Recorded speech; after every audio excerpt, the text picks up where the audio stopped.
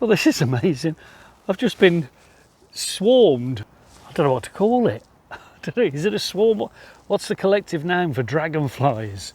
I've just been enveloped, encompassed, surrounded by dragonflies. Look at this. Wow, there's so many of them. Can you see them? Wow, 1, 2, 3, 4, 5. Oh, goodness me, it's like a squadron of helicopters. Look at that. Wow, they're everywhere. Look at that. There's probably 8, 9, 10, even more.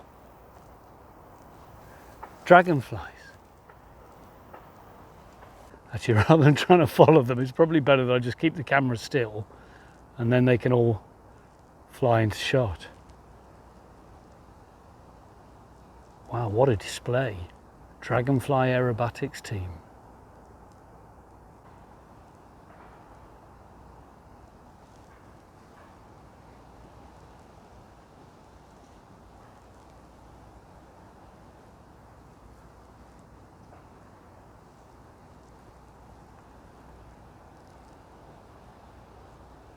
Well, that was amazing.